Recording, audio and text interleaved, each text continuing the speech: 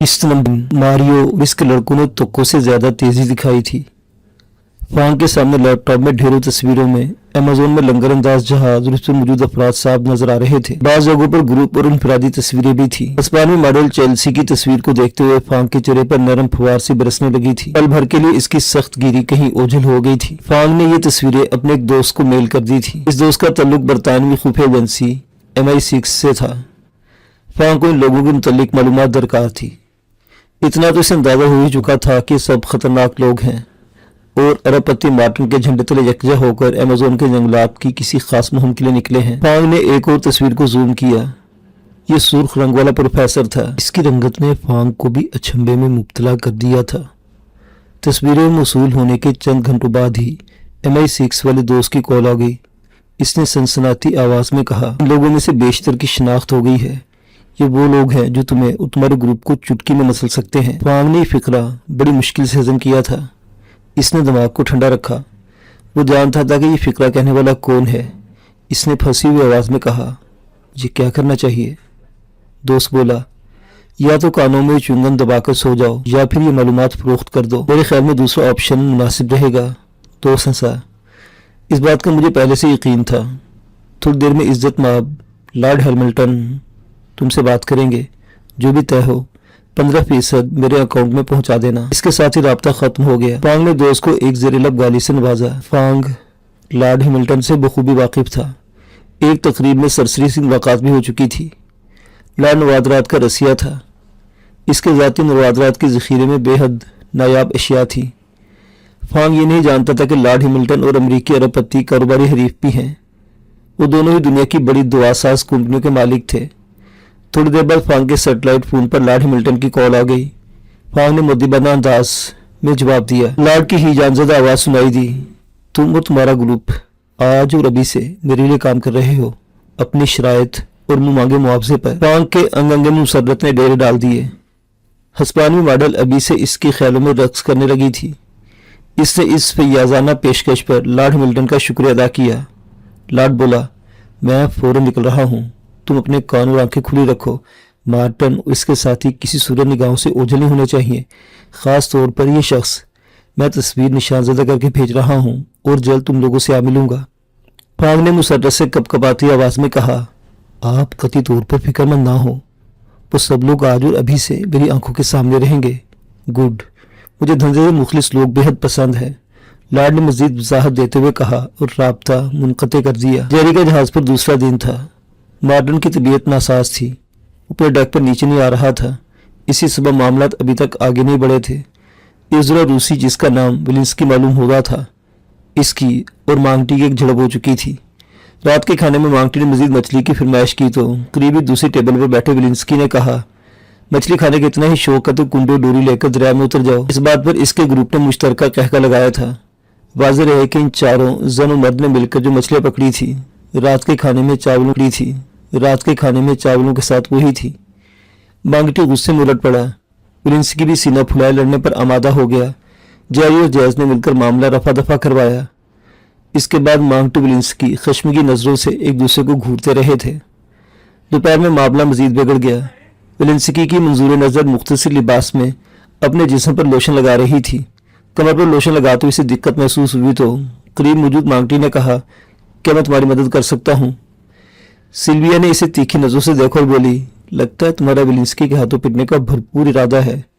मांगटी ने मौका गनीमत जाना, इस गधे को तुमने बड़ी चीज समझ लिया है। तुम मेरे साथ वक्त गुजारने की शर्त लगाओ तो मैं 2 मिनट में इसे नाक रगड़ने पर मजबूर कर सकता हूँ। आखिरी फिक्रा किचन से निकलते विलिंस्की ने भी सुन लिया था। वो आग बगोला होकर मुगल्लिजात बकता हुआ मांगटी पर झपटा। इस नागानी हमले से पल भर के लिए मांगटी बौखला गया, जिसका विलिंस्की ने भरपूर फायदा उठाया। इसकी जोरदार लात उछलकर रेलिंग से जा टकराया और उलटकर दरिया में गिरने से बाल बाल बचा। जर्ब शदीद थी। मांगटी के संभलने से पहले विलिंस्की इसके सर पर पहुंच गया। इसने बेरहमी से मांगटी के सर पर पांव की जरब लगाई। मजीद जरबों से बचने के लिए मांगटी इसके कदमों से लिपट गया था। यह मंजर देखकर जेरी फौरन नीचे की तरफ दौड़ा था। जहाज के अमले के अफराद सिल्विया, हार्मफील्ड और जैज मौका पर मौजूद थे और इस लड़ाई से दूर एक तरफ खड़े थे। विलिंस्की गैज़ो गज़ब से दीवाना सा हो रहा था। मांगटी इसका मुकाबला करने की भरपूर सलाहियत रखता था, मगर विलिंस्की ने इब्तदाई एडवांटेज ले लिया था और इसे बरकरार रखा था। जेरी को भागता देखकर पालू विक्रम सिंघे भी इसके पीछे दौड़े थे। मांगटी मगलूब हो चुका था। इस मौके पर सिल्विया भी इस पर पिल पड़ी। जंगली बिल्ली की तरह गुर्राती वो भी मांगटी को ठोकरें मार रही थी और साथ गालियां भी दे रही थी। जेरी ने एक झटके से सिल्विया का बाजू पकड़कर घुमाया। वो चीखते हुए कुर्सी पर जा गिरी। जेरी ने सफेद बैल की मानिंद पले विलिंस्की को पीछे हटाने की कोशिश की तो वो मुंह से कफ उड़ाते हुए जेरी पर पिल पड़ा। इसके 2 वजनी घोंसे बर्दाश्त करने के बाद जेरी का दिमाग घूम गया। तीसरा घोंसा इसने कटकर बचाया और बिजली की मानिंद तड़पकर फजा में उछलते विलिंस्की के सर पर कोहनी की जरब लगाई। बहरहाल इसने हाथ हल्का ही रखा था। वो लड़खड़ाकर पीछे हटा।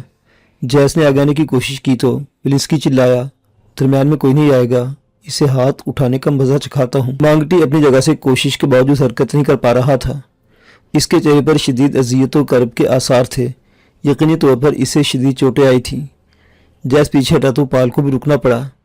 इसके लिए जेरी को जांचने का अच्छा मौका था। विक्रम सिंघे मांगटी को संभालने लगा।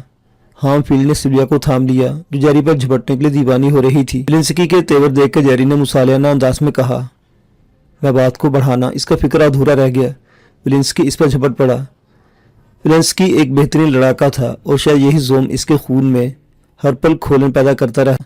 जेरी ने पहले तो दिफाई अंदाज अपनाया, मगर विलिंस्की की बढ़ती हुई जारियत देखकर इसने विलिंस्की की तबीयत साफ करने का फैसला कर लिया। विलिंस्की के हाथ की जब ब्लॉक करते हुए जेरी ने घूमकर पैंतरा बदला और इसकी कोहनी विलिंस्की के सीने पर जा लगी। विलिंस्की तकलीफ से दोहरा हुआ। इसकी गर्दन आसान शिकार थी, मगर जेरी ने भी खेलने का फैसला करते हुए इसे ढील दी। सिल्विया की हर्जा सराई जेरी की समात पर गिरा गुजर रही थी। 2 कदम पीछे हटते उसने चीखकर कहा, छोड़ दो इस कुतिया को भी। फील्ड के छोड़ने से पहले सिल्विया खुद को छुड़ाकर चीखती जेरी पर झपटी। सामने से विलिंस्की लपक रहा था। तैश के सबब उसका चेहरा बिगड़ सा गया था। जेरी ने पल भर में दोनों को तोड़ लिया। विलिंस्की की तरफ दौड़ते हुए बर्क अवतारी से झुका। विलिंस्की की घूमती हुई टांग इसके ऊपर से गुजर गई। इसी मोमेंटम में जेरी के दोनों हाथों ने जहाज के चौबी फर्श को छुआ। इसकी दोनों टांगें फैलकर पिस्टन किसी बर्क रफ्तारी से हरकत में आई। सिल्विया ज़रब की शिद्दत से उछली और रेलिंग को छूती हुई दरिया में जा गिरी, जबकि मुतवाजन होने से पहले विलिंस्की पुश्त के बल फर्श पर पड़ा था। जेरी ने दारा किया था। इसने हाजरीन को मबहूत कर दिया था, जबकि पाल बेख्तियार तालियां बजाने पर मजबूर हो गया था। जहाज का अमला सिल्विया की फिक्र में लग गया था। विलिंस्की के संभलने से पहले जेरी ने मखसूस अंदाज में इसकी गर्दन और जबड़े के दरमियान मखसूस अंदाज में पाँव फंसा दिया था। ये जेरी का खास दाव था। विलिंस्की ने मचलकर इसका पाँव पकड़कर गिराने की कोशिश की, मगर देर हो चुकी थी। जेरी के पाँव के मामूली से झटके ने विलिंस्की की हवा निकाल दी। इसे महसूस हुआ जैसे शिकंजे में कसकर इसकी गर्दन किसी ने मुखालिफ समत में मोड़ दी हो। इसका हाथ जेरी के पाँव के पास ही रुक गया था। गर्दन की रगें फूल गई थी और जिस्म बेजान हो गया था। जेरी ने मामूली सा दबाव बढ़ाते हुए कहा, गर्दन का सरिया नरम हुआ या नहीं? जवाब देने की कोशिश में विलिंस्की के हलक से खरखराहट निकली। इसे महसूस हो रहा था कि गर्दन की हड्डी बस टूटने ही वाली है। मौत के खौफ ने इसका दमखम पल भर में ख़त्म कर दिया। इसके हलक से राल बहने लगी थी।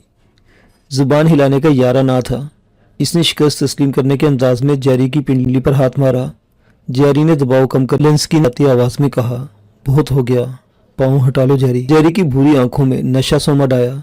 जेरी नहीं, आज से तुम मुझे जेरी साहिब बोलोगे। लहजे भर के लिए विलिंस्की का जिस्म अकड़ा। जेरी ने खफीफ सा दबाव बढ़ाया तो विलिंस्की का जिस्म ढीला पड़ गया। इसने दोबारा पिंडली पर हाथ मारा। सांस लेने की आज़ादी मिली तो विलिंस्की ने हाँफते हुए कहा, ओके जेरी साहिब। जेरी के हामी ने तालियां बजाई। पानी में भीगी हुई सिल्विया ने भी मंजर हैरत से देखा था। जेरी पाँव निकालकर पलटा तो सीढ़ियों के पास मार्टन अपने ग्रुप के साथ खड़ा था। कई अफराद की आंखों में हैरत थी। विलिंस्की जैसे बंदे का इस तरह बेबस होकर जेरी की बर्तरी तस्लीम कर लेना वाकई हैरत अंगेज बात थी। रेफरी बड़ी खास नजरों से जेरी को देख रही थी। मार्टन के चेहरे पर नकाहत के आसार थे। वो वापस पलटते बोला, मेरे ख्याल में लीडर का फैसला हो गया है। रात के खाने पर सब जेरी डेक पर यकजा थे। आसमान पर गहरे बादल छाए हुए थे, जिसके सबब हर तरफ तारीकी का राज था। शब्बेदार जानवरों की आवाज़ें अमेज़न की खौफनाकी में और भी इजाफा कर रही थी। जहाज़ की सिर्फ ज़रूरी रोशनी ही ऑन थी। इसके बावजूद तारीकी के समंदर में रोशनियों का जजीरा लग रहा था। रह रहकर फजा में एक तेज और दिल दहला देने वाली आवाज़ उभरती थी। जेरी इस आवाज़ से आशना था। ये बिल्ली की नस्ल का जसीम खूंखार दरिंदा जैगवार था।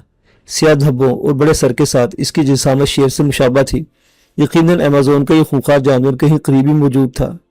जेरी ने सुना था कि नायाब तरीन स्याह जैगवार भी अभी तक अमेज़न में अपना वजूद बरकरार रखे हुए था, बाकी दुनिया से तो इसका नामो निशान मिट चुका था। जैरी के हाथों हजीमत उठाने के बाद वेलेंस्की झींपा झींपा सा था। इसका चेहरा सुता हुआ था।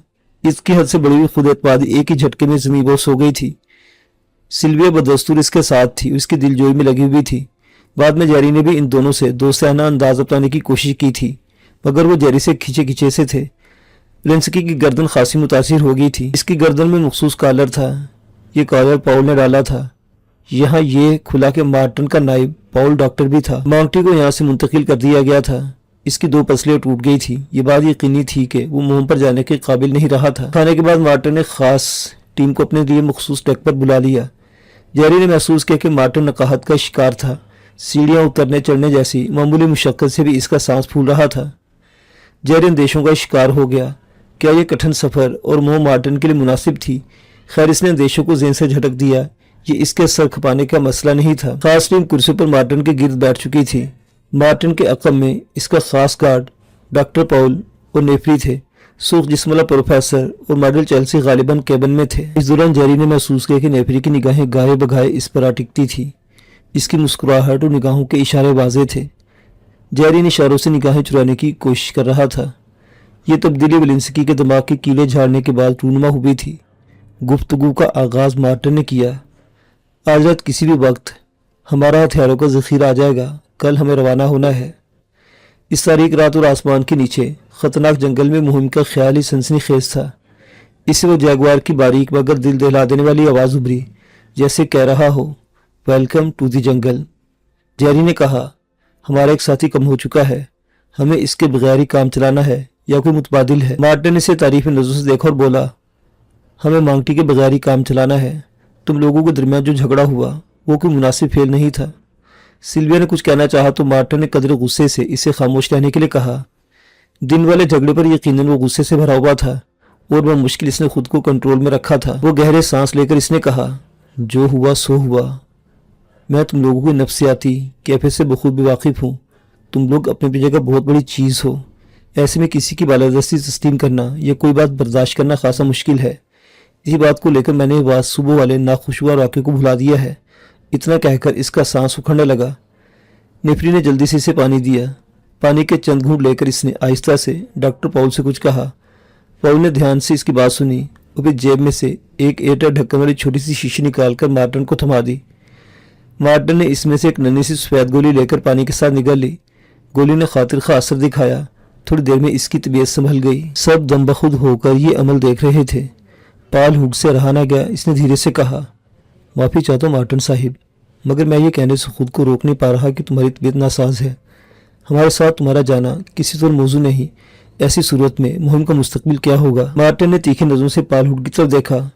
पाल हुड ने निगाहें नहीं झुकाई। रफ्ता रफ्ता मार्टन के चेहरे पर यासियत आमेज गुदास नमूदार हुआ। इसने कहा, मेरा जाना शायद सबसे ज़रूरी है, मगर तुम नहीं समझोगे। ये कहकर वो तारीक आसमान को घूरने लगा। इस मौका पर कमगो जैस बोला, हमें अंधेरे में रखने का फ़ायदा नहीं मिस्टर मार्टन। हम पूरी सलाहियत से तुम्हारे साथ हैं। कोई बात छुपी हुई है तो हमें बता दें। वेलेंस्की और सिल्विया ने भी कदरे हौसला हुआ। उन्होंने जैस की हाँ में हाँ मिलाई तो हार्म फील्ड भी बोलने लगा। मार्टन चंद लम्हे तारीक आसमान को घूरता रहा। इस पर दूर कहीं बिजली चमकी थी। लहजे भर को मार्टन का चेहरा रोशन हुआ। शायद इसकी आंखों में नमी थी। इसके हाथ के इशारे ने सबको खामोश करवा दिया। छुपाने वाली कोई बात नहीं। असल काम तो तुम जैसे पेशावर लोगों ने करना है। मैं तो यहाँ जहाज़ में ही रहूँगा। मेरे साथ मेरी देखभाल के लोग हैं।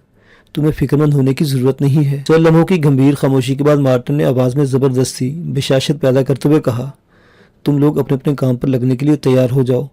मैंने फैसला किया है कि तयशुदा मुआवजे के अलावा तुम लोगों को सोने में से भी हिस्सा दिया जाएगा। इस बात ने खास टीम के बेशतर अरकान में खुशी की लहर दौड़ा दी। उन्होंने धीरे से तालियां बजाते हुए मार्टन के फैसले को सराहा। खुशी की इस गैर मरई लहर में मार्टन की नज़र जैरी पर आ रुकी। तुम्हें इस फैसले से खुशी नहीं हुई? क्यों नहीं, मगर मैं खुद को मुतमईन महसूस नहीं कर रहा। जैरी के इस एतराफ़ के बाद सभी की नजरें इस पर जम गई। नेफ्री की जादूभरी आंखों में इसके लिए तहसीन थी। मार्टिन चल हमें कुछ सोचता रहा, फिर बोला, मुझे लगता है कि जंगल के कवानीन और कवायद व ज़ाब्ते मुख्तलिफ होते हैं। चूँकि हम जंगल में हैं, इससे तुम लोगों को मुतमईन होना बहुत ज़रूरी है। मैं खुद को हर किस्म के सवालात के लिए पेश करता हूँ। पहली दफ़ा जैरी की भूरी आंखें भी इसके होंठों के साथ मुस्कुराई थी। पहली दफा नेफरी के साथ निगाहों का तसादम हुआ। वहां जैसे बिस्तर बिछा हुआ साफ नजर आ रहा था।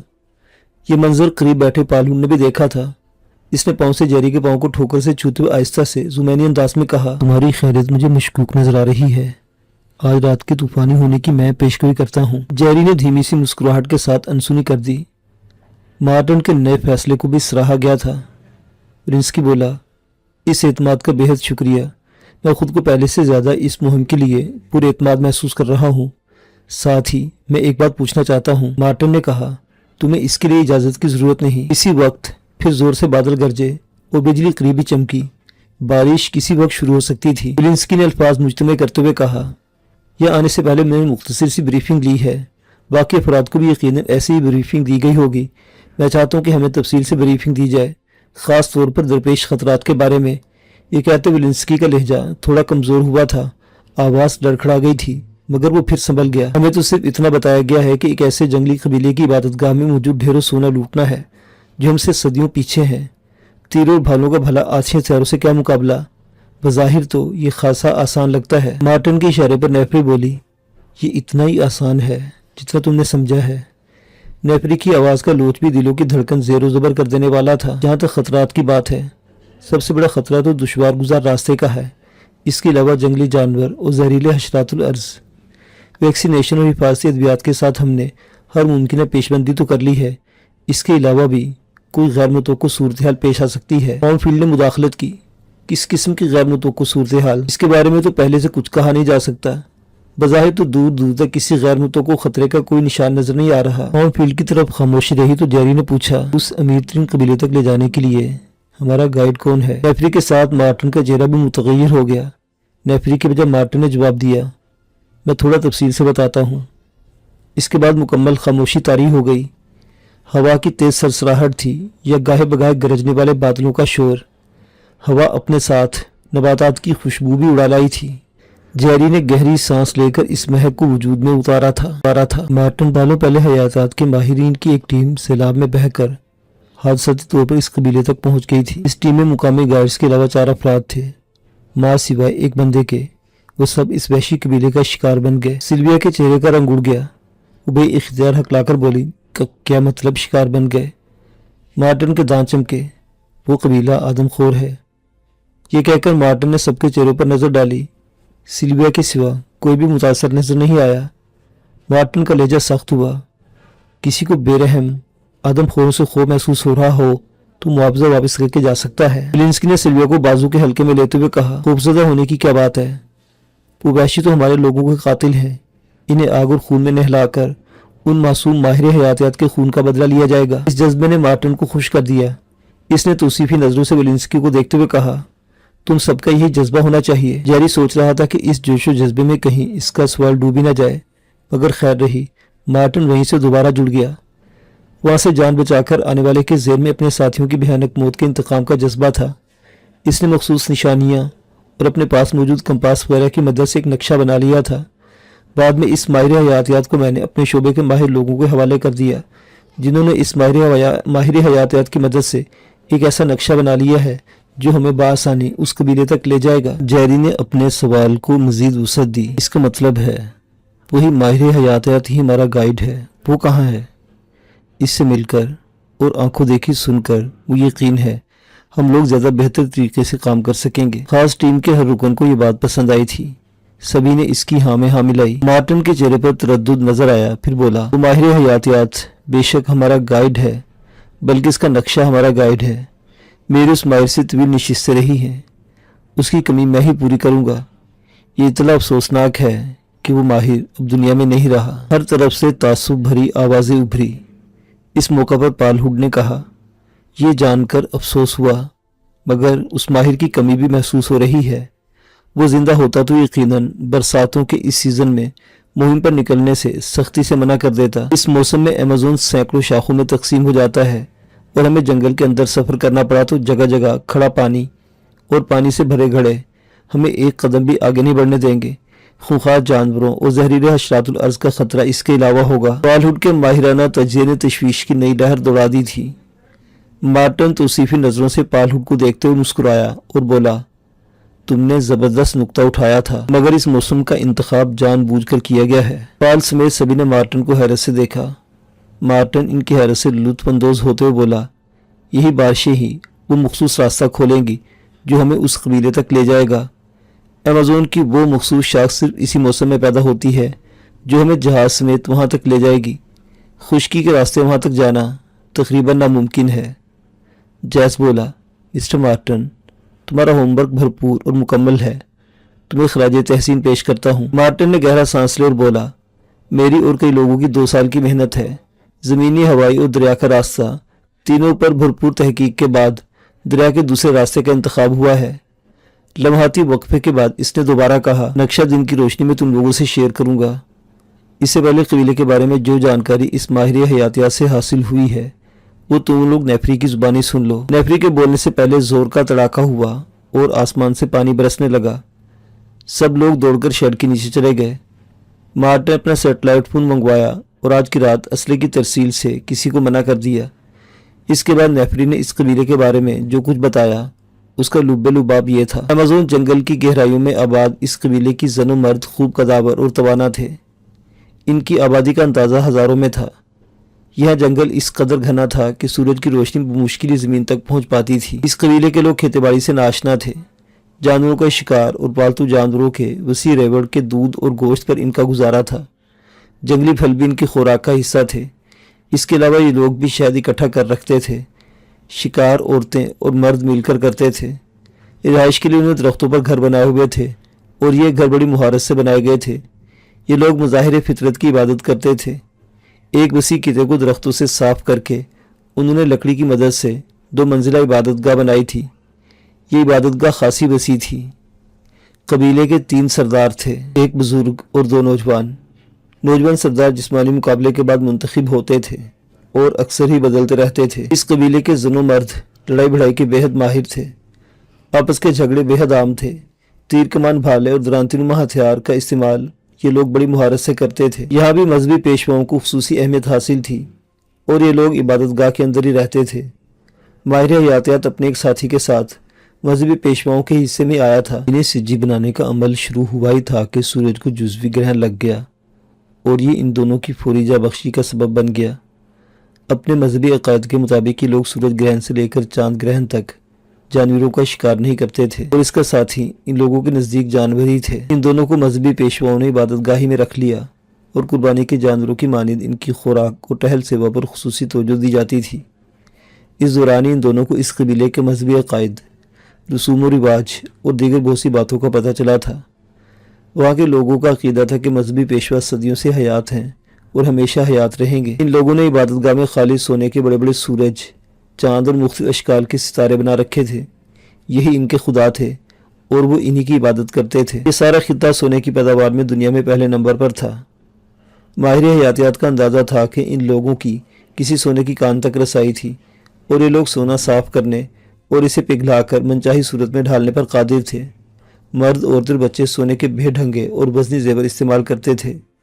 اس سے اندازہ ہوتا تھا کہ ان کے پاس سونا بے حد وافر مقدار میں ہے۔ ماہر حیاتیات کا اندازہ تھا کہ محض عبادت گاہی میں سونا سینکڑوں کلوگرام میں موجود ہے۔ ماہر حیاتیات اور اس کا ساتھی طویل وقت تک وہاں رہے۔ ان کو خوب توانا دیکھ کر جنگلیوں کے منہ میں پانی آ جاتا تھا اور وہ حسرت سے آسمان کی طرف دیکھتے تھے۔ چاند گرہن سے پہلے ہی ماہر حیاتیات اس کے ساتھی کو وہاں سے بھاگنے کا موقع مل گیا۔ انہوں نے سرنگ کھودی اور قید خانے سے فرار ہو گئے۔ ماہر حیاتیات کا ساتھی تو بدقسمت رہا، وہ ایک جنگلی کے بھالے کا نشانہ بن گیا۔ البتہ ماہر حیاتیات کٹھن ترین مراحل اور جان لیوا خطروں سے بچ بچا کر واپس مہذب دنیا تک پہنچنے میں کامیاب ہو گیا تھا۔ نیفری کی زبان کو بریک لگے تو اب تک کا سب سے اہم سوال وکرم سنگھے کی طرف سے آیا۔ اس بات کی کیا گارنٹی ہے کہ وہاں موجود سونا ہی ہے؟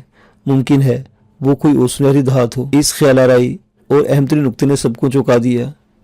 مارٹن کے اعتماد میں ذرا سی بھی کمی واقع نہیں ہوئی۔ اس نے دھیرے سے وکرم سنگھے کی پیٹھ تھپک کر کہا، بے فکر رہو، وہ ماہر حیاتیات جو نمونہ ساتھ لانے میں کامیاب ہوا ہے وہ 100% سونا ہی ہے۔ اس کے ساتھ ہی محفل برخاست ہو گئی۔ آنکھوں میں سونے کے سنہری خواب سجائے ہر کوئی سونے کے لیے اپنے کیبنوں کی طرف چلا گیا۔ اس موقع پر نیفری جیری کے قریب سے گزری تو اس نے سرگوشی کی، اپنے کیبن کا دروازہ اندر سے بند نہ کرنا۔ جیری کے دل کی دھڑکن خفیف سی بڑھ گئی۔ مانگٹی کے زخمی ہونے کے بعد سے वो कैबिन में तन्हा ही था। जेरी डेक पर अरोंदा और इसके साथियों ने ऊधम मचाया हुआ था। वो लोग बारिश में नहा रहे थे और जंगली अंदाज में उछलते हुए एक ड्रम बजा रहे थे। साथ में शराब के टीन चल रहे थे। वो लोग बारिशों के इस मौसम को मुकामी अंदाज में खुश आमदीद कह रहे थे। सोने की गर्ज से जाने वाली दिलचस्पी से इस ड्रामे को देखते देखते इसमें शामिल हो गए। विक्रम सिंघे ने ड्रम संभाल लिया और इसे पीटने लगा। इसके अंदाज पर अरोंदा वगैरह हंस हंस कर पागल हो रहे थे। सबसे आखिर में पालबिन के साथ शामिल हो गया। इसने जारी को साथ घसीटने की कोशिश की, मगर जारी दामन बचा गया।